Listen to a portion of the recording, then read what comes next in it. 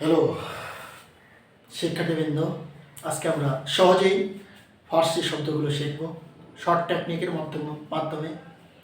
কারণ অনেক শব্দ আছে আমরা না বুঝে উত্তর করি, তবে ফার্সি শব্দগুলো এমনভাবে শিখব যাতে সারা জীবন মনে রাখতে পারি। ওকে, তো দেখো যে ফার্সি শব্দ মনে রাখার টেকনিক। তার বা তারা থাকলে, যদি শব্দের শেষে তার অথবা তারা থাকে, তাহলে সেই শব্দটিকে অবশ্যই ফার্সি বলতে হবে। যেমন তার বা তারা থাকলে ফার্সি একতারা, দোতারা, সেতারা, বেতার।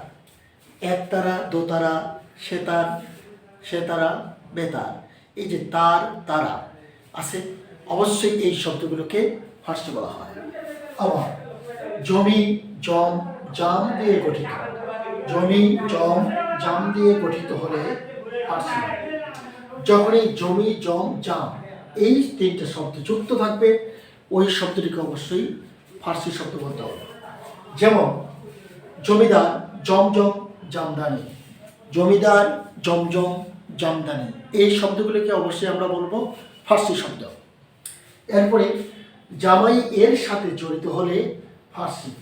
যে কোনো জামাই, জামাই আদর করি আমরা অবশ্যই, তো জামাই এর সাথে যদি যুক্ত থাকে, ওই সকল শব্দগুলোকে ফার্সি শব্দ বলা হয়।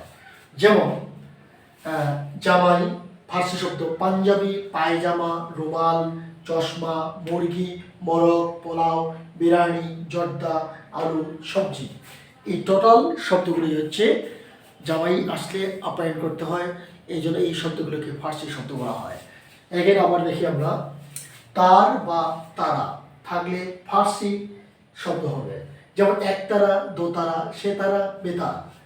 জমি জম জাম দিয়ে গঠিত শব্দ হলে ফার্সি হয়। যেমন জমিদার, জমজম, জামদানি। এখন এই যে জামাইয়ের সাথে জড়িত হলে এই শব্দগুলোকে ফার্সি শব্দ বলা হয়। যেমন জামাই, পাঞ্জাবি, পায়জামা, রুমাল, চশমা, মুরগি, মোরগ, পোলাও, বিরিয়ানি, জর্দা, আলু, সবজি, মরিচ। এই টোটাল শব্দগুলোকে অবশ্যই ফার্সি শব্দ বলা হয়। আশা করি বুঝতে পারছো।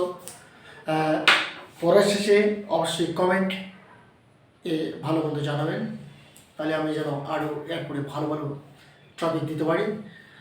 ধন্যবাদ সকলকে।